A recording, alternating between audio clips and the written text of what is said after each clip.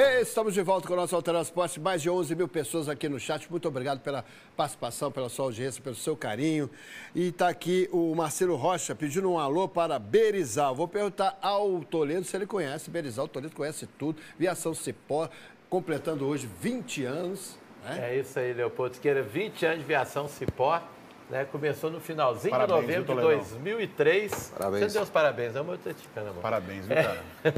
Tudo de bom. E muito legal, mas não conheço essa cidade, mas qualquer dia eu vou ir, porque já fui em 600 cidades. Opa! 1026 programas, Leopoldo. Foi o de domingo agora. Você já foi em Raul Soares e Caratinga. Enquanto você não foi em Sericita e Pingo d'Água, a lista não está completa. Eu vou lá ainda. E eu continuo cobrando também a presença aqui, uma visita ilustre da Nadine Bastos. Ela precisa comer um pãozinho de queijo, um tropeirinho, precisa conhecer outras mineridades, Nadine, além dessa nossa bancada democrática, que às vezes tira a gente do sério, mas está valendo, né? Boa tarde, Léo, boa tarde a todos. Com certeza, eu quero aceitar esse convite, eu vou um dia aí na bancada, eu quero experimentar o pão de queijo e todas as, vamos dizer, guloseimas gostosas de Minas Gerais. São poucas. Bom, vamos então às polêmicas, começando por esse jogo de ontem, lá em Goiânia, que teve um lance muito reclamado pelos jogadores do Cruzeiro. Esse é o lance do puxão da camisa do Wesley. Nadine Bastos, seria pênalti? O VAR teria que chamar? Me esclarece aí para a Nação Celeste o que aconteceu, por favor. O puxão, de fato, é evidente, né? Ele puxa bem a camisa do Wesley. Lembrando que, em relação à regra do jogo, falam em fato de impacto na ação do jogador ou não para marcar ou chamar o VAR para revisar esse lance. Na minha opinião, tem um impacto. Por quê? Porque o jogador ele poderia ganhar mais vantagem dessa posição, já que a bola está indo em direção a ele.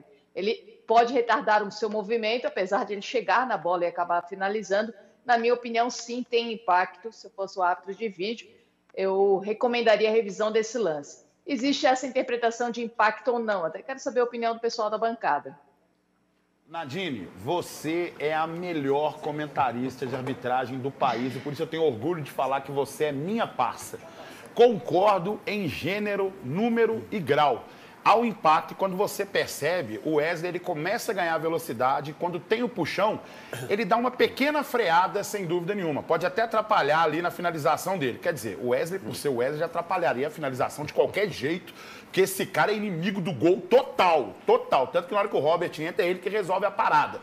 Mas concordo com a Nadine que, sem dúvida nenhuma, o VAR deveria ter pelo menos chamado, já que o árbitro estava de olho na jogada, e enquanto a bola está fazendo o trajeto para dentro da área, ele pode não ter visto o puxão, mas o VAR tinha que ter chamado. Ô, Nadine, é porque o VAR chegou num ponto de sofisticação que já conhece o atleta.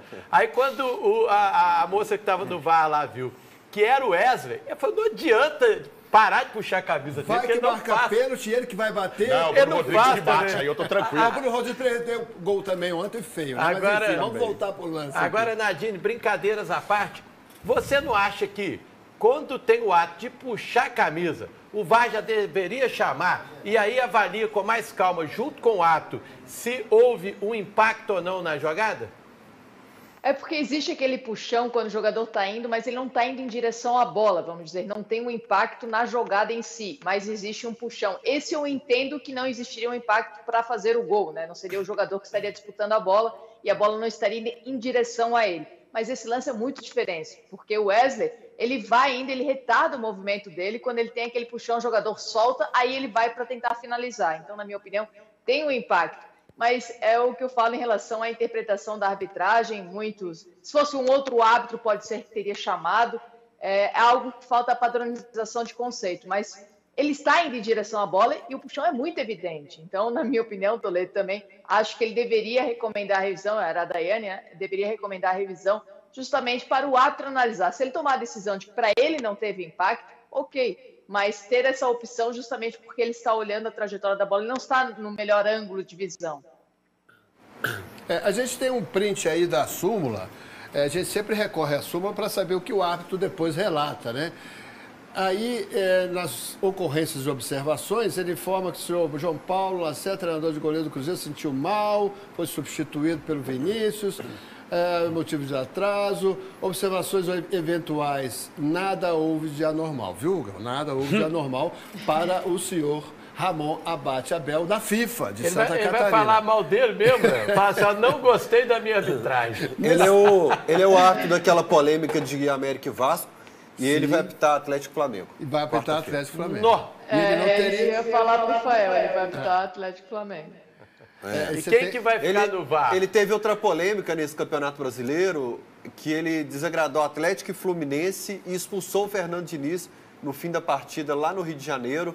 E é outro árbitro que conseguiu desagradar as duas equipes. Se não me engano, foi ele também, o árbitro do jogo Palmeiras e Flamengo, que o Everton Ribeiro teria sido derrubado na área, né? E os flamenguistas reclamam muito de pênalti. Ele tem sido um dos queridinhos da CBF. Eu não sei se eu vou dar uma boa notícia, então, porque ele provavelmente está sendo trabalhado para ser o árbitro da próxima Copa do Mundo. É isso que eu tô falando aqui, ô Nadine. Ele hoje é o queridinho da CBF, principalmente depois que o Daronco perdeu força, se envolveu em polêmicas. Alguns árbitros vêm perdendo força e o Abate é o árbitro hoje que é o queridinho da CBF. Ô, Nadine, aqui no Brasil é assim. Um árbitro ruim, eles vão preparando ele para ir para a Copa do Mundo e para depois ser comentarista numa outra rede. Aqui tem os direitos todos. O cara errou. Olha, Toledo, que eu vou chamar o VAR. Ó, deu título nacional para um time. Nós temos esse caso aqui em Belo Horizonte. Não, aqui o de Belo Horizonte deu 3. Disputou o Brasileiro de 95, o de 2005 e o de 99, o Mineiro. Então, aí errou tudo. Aí é bom para ser Não fica comentarista. recuperando essa mágoa do Fael com a classe da Nadine, não, que daqui a pouco ele começa. Daqui a pouco sobra para mim, né? Não, mas aqui, os atos bons, o SBT contrata para comentarista. Perfeito. A gente, só para voltar, né, fechar esse lance, então nesse caso aqui, Nadine, pode voltar o lance, tirar a súmula e voltar o lance, nesse caso, o VAR teria que chamar, o árbitro teria que chamar o VAR, como é que organiza isso? Na minha opinião, o VAR deveria recomendar a revisão do lance. Tá. A gente consegue voltar a súmula rapidinho, Léo? Sim, consegue. Achei que você queria ver o Wesley desabando ali. Misericórdia. Nossa Senhora, só de ver o Wesley. Nesse lance não, porque realmente aí pênalti claríssimo, o VAR deveria ter feito a O cara revisão, não ajudou o fez, Wesley, porque se né? deixa o Wesley solto, ele Se ia puder errar. colocar a súmula aqui, por gentileza. Pode só pra gente recolocar poder... o preço da súmula, por gentileza? É o que você viu aí na súmula? Vamos lá, você tem o Ramon Abate, e nesse lado aí, onde o Wesley foi puxado, na beirada de campo, observando a linha de impedimento, a gente tem um auxiliar. Aí me falha a memória se é o Bruno Bosquilha ou se é o Henrique Neu Ribeiro. Acredito que talvez naquela beirada quem estava era o Henrique. Acredito que seja. E aí vamos aqui, de repente, para ver a condição do VAR aqui. Ó. No VAR estava a Daiane, né, Caroline Muniz dos Santos. Aí no VAR 2, Douglas Schoenberger da Silva. Aí nós temos um observador de VAR. Isso. Que é o Emerson Augusto Carvalho. Você sempre ficou implicado com essa função. Você quer perguntar o Exatamente. que para a Nadine? Não, é só fazer uma observação que é o seguinte, você tem o VAR, suponhamos, nós três somos o VAR, vem cá, Leopoldo, nós três somos o VAR. O que o observador é? Você fica aqui em pé, aqui observando assim, que nós estamos olhando ali. Você igual a Chiquinho no E aí Chaves, você quando tem- pede para fazer uma observação. E aí ela você fica tem o olhando. lance ali, ó. Por exemplo, vocês aí que estão de casa, vocês são a tela do VAR, nós estamos... Olha os três passos, somos três olhando pra você. E o observador... Esse é o observador. O observador- Aconteceu o lance do Wesley. Aí? Nós estamos os três observando e vimos que foi puxado. E o observador tá aqui. Observando. Por que que ninguém chama, velho? Mas o observador observa. quatro? Ele Mas é são observador, quatro não é pessoas? cutucador, ele não pode... O cara não pode falar assim, ó, Mas isso é irmão, legal. dá Pergunta uma pra olhada aí, irmão. Ô, Nadine, Não é o que possível. esse observador faz? Pega o de cachê. Ele observa. Quem era o observador? Quem era aqui? Emerson Augusto de Carvalho. Augusto Carvalho, CBF São Paulo. Um ex-árbitro, né? É que, na verdade, ele não pode falar, ele está ali simplesmente para saber se o procedimento está sendo seguido corretamente, né? Se os árbitros não estão fazendo algo que não está dentro do protocolo, mas ele é o único que não pode se manifestar, pois temos o VAR, o AVAR, que podem sim ali falar com o árbitro. Alguém tem que ter uma opinião diferente, né? Isso que eu falo, parece que todo mundo se omite quando o árbitro de vídeo fala que para ele não tem impacto. Eles estão falando a mesma língua para quando o áudio ser divulgado, com certeza a Daiane vai falar, tem o puxão, mas não tem impacto. Para que o árbitro, que tenha relatado para ela na narração, tenha falado talvez a mesma coisa.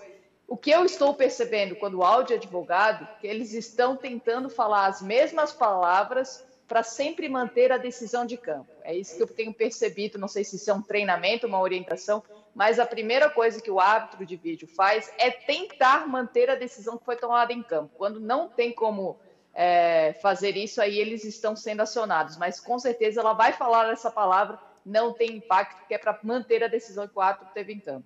Agora, esse observador, Nadine, ele tem autoridade, né, autonomia para fazer um relatório e falar que a Daiane, por exemplo, errou. Isso aí pode dar um gancho nela, por exemplo?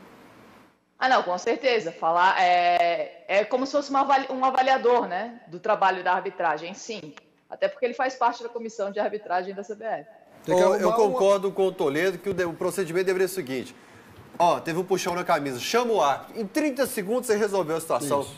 Teve um puxão, chama o árbitro aqui, porque é um puxão de camisa dentro da área. O árbitro é quem vai decidir a palavra. E é um puxão evidente, né? Evidente, um lance completamente irregular.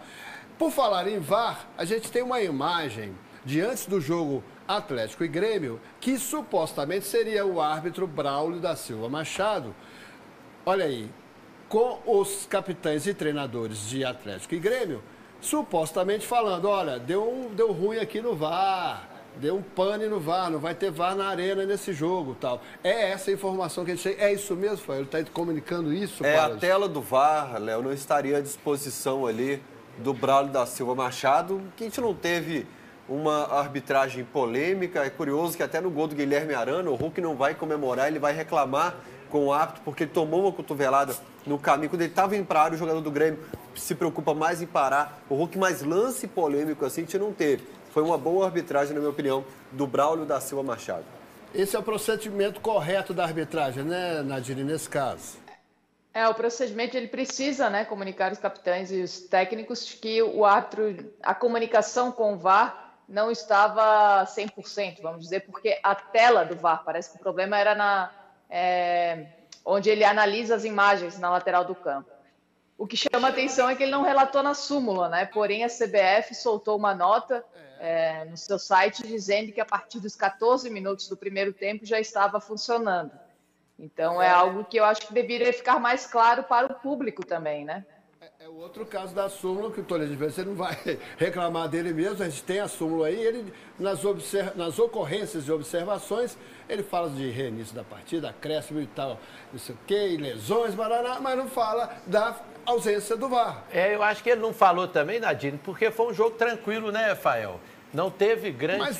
Não aconteceram grandes polêmicas. Mas teve essa falta de comunicação até os 14 minutos, pelo que a CBF soltou na nota no site, né? A gente não tem noção do que aconteceu de fato entre a comunicação, se foi somente a tela, porque quando a tela está com problema e a comunicação do VAR com o árbitro pelo áudio está funcionando, ele pode ser utilizado mesmo assim. Ele pode apenas comunicar o árbitro se for um erro claro, e o árbitro tomar a decisão mesmo sem olhar a imagem na lateral do campo. Porém, isso deveria estar escrito, até porque é transparência. Eu acho que o público tem o respeito, né, em relação ao público. Eles precisam saber o que está acontecendo. Então, eu acho que ele fez o procedimento correto no início do jogo, de mostrar para todo mundo ali que ele estava conversando com os treinadores das duas equipes, mas eu acho que isso deveria estar na súmula também. Léo, já que existe essa parte da súmula, algo diferente que aconteceu, eu vou sair da arbitragem um pouquinho, porque a gente está preparando a matéria aqui com a Camila, que o filho dela foi atingido por um copo ali durante a comemoração de gol, uma criança autista, e a gente teve tantos problemas com isso. E a torcida Camisa 13 fez mais uma publicação de que na área PCD teve mais uma chuva de copos, mais cerveja caindo na turma ali, tá faltando respeito da turma da arquibancada, a turma tá achando que pode fazer qualquer coisa e não pode. Que o Atlético e a Arena MRV preparem aqui um plano de educar o torcedor, de parar com esse hábito idiota de jogar copo e cerveja para cima na hora do gol. Exatamente, estamos produzindo essa reportagem muito importante. Nadine, no interior mineiro aqui, a cidade de Pompéu. Pompéu é centro do estado, Toledinho? É meio centro-oeste, né? Centro-oeste? Centro-oeste. Pompéu é centro-oeste. Aconteceu esse episódio. O trio de arbitragem e o Cristalino, finalista, entrando em campo sem o CAP, que está alegando irregularidade numa inscrição de um jogador do Cristalino. Irregularidade tal, já negada pelos órgãos competentes da federação e pela própria Liga de Pompéu. Então, entrou o time, cumprimentou a torcida e a atuação do árbitro nesse caso aí, o senhor Antônio Fernandes Costa, foi perfeita, porque ele relatou na súmula o WO e o Cristalino é campeão. É isso mesmo, Nadine? É isso mesmo. O time precisa entrar, a arbitragem precisa fazer o procedimento como se fosse reiniciar o jogo, e a equipe precisa entrar em campo sim, já que a outra não compareceu, né? E eu fiquei sabendo que eles não foram porque não tinha VAR. E é raro a gente ver time de verde com tanta gente na arquibancada assim, Léo. Aqui que já começou. Vai no jogo do América que você vai ver. Então tá correta a postura aí do trio da arbitragem. E nesse dia a gente pode afirmar, não houve erro nenhum de arbitragem, né? Pela primeira vez na história de um jogo do esporte no Brasil, o árbitro não errou nenhuma vez. Não errou nada. Maravilha, então. A gente vai falar mais um pouquinho desse jogo, mas antes, despedir da querida Nadine, marcando um novo encontro na próxima terça-feira com mais, esperamos, polêmicas, porque é o assunto, mas que polêmicas que não destruam o sonho, por exemplo, do Atlético de ser campeão, do Cruzeiro de permanecer na Série A. Né? O que é que você As polêmicas eu vou deixar para a semana que vem, né? Vamos ver. Mas eu quero aproveitar para fazer o convite que hoje à tarde tem Champions League, Barcelona e Porto, aqui na tela da SBT. Já faço o convite para todos vocês. O que é a vida da Nadine? Um dia tá comentando Cristalino e quem, Léo? Cap. E Cap. Que não aconteceu. E à tarde ela tá comentando Barcelona e Porto. Que beleza, hein? Maravilha. Bom jogo, então, para todos nós. Bom trabalho, Nadine. Obrigado pela sua simpatia e competência aqui no Transporte. Beijo. Todos de volta até a próxima terça. E a gente vai ouvir